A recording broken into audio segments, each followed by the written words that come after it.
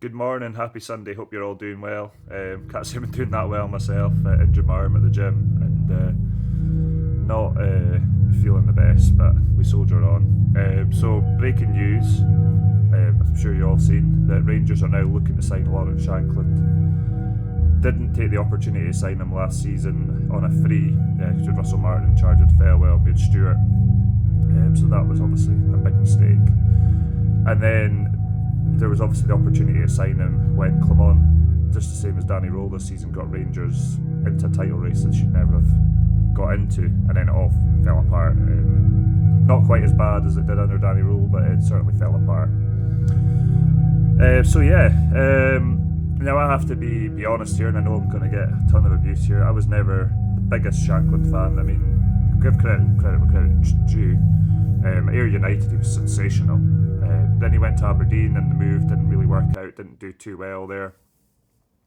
And then he would later move on to Dundee United, and he was tremendous there. I think it was 32 goals in 59 games. If I remember rightly, his Ayr United record was 51 and 60. And then he won the move to Beerschot in Belgium, and again he wasn't great. It was 26 games, 5 goals, 6 goals. I looked at it a minute ago, and then he's obviously moved on to Hearts. He scored 77 goals in 133 games, so he's been absolutely tremendous for Hearts. So I can sit here and admit that I wasn't in favour of bringing him in. It was the same with Lewis Ferguson, so that's two I've got wrong.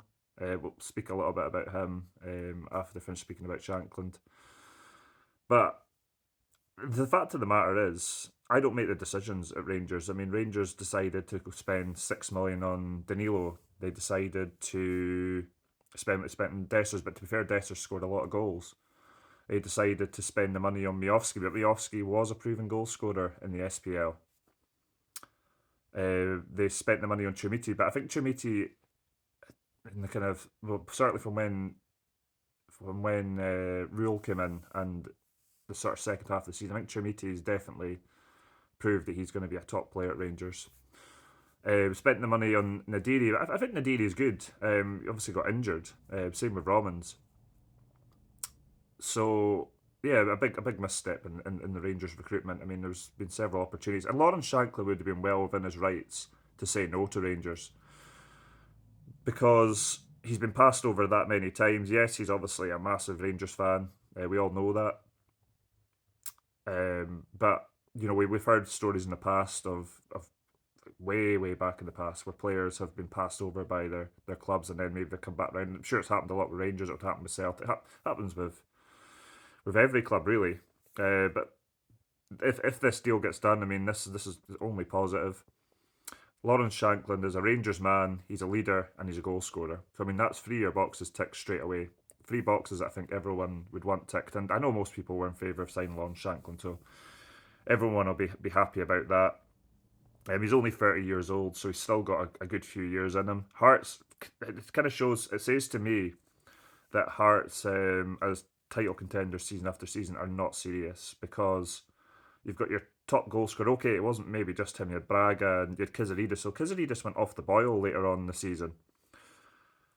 The fact that you would let your top goal scorer, now maybe the season before last, he wasn't the best. So again, that's why I wasn't really maybe in favour of signing him. But to be fair to him, he was playing like more of a different role. He was more playing almost off the striker, and he is someone that can hold up the ball. He's actually more than just a goal scorer. So I can admit that I was wrong, and hope the deal gets done. But the fact that Hearts are only offering someone who scored that amount of goals for them, it's been huge in their title challenge, a 1 year deal. It just says to me they're not serious. Because if they were offering a 2 year deal, now okay, maybe if Rangers come calling because Rangers are in his heart, then he maybe would still want to go. But I mean, maybe not. Maybe he'd be like that. Well, do you know what? Hearts are giving me the opportunity. I'm doing really well here. Blah blah blah blah. So yeah, it can only be a positive we get it done. No idea what the fee would be. He's only got 1 year left in his deal, so you can imagine it'd be astronomical. Yeah, so I'm not so sure about that. So I mean, that's someone straight away that will get what it means to play for Glasgow Rangers. Being a fan, so I mean, he's going to put in 110% every time he plays.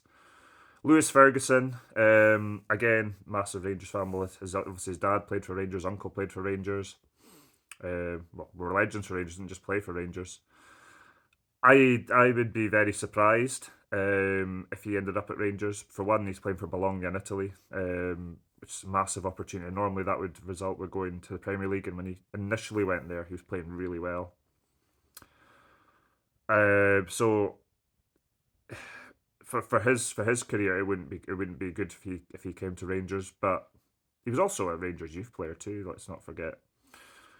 But for his career, you'd think he'd be destined for bigger and better things. But anyway, that's the story. Rangers are looking to announce and get this done really quickly within the next 48 hours. So yeah, that was definitely a positive step in the transfer window.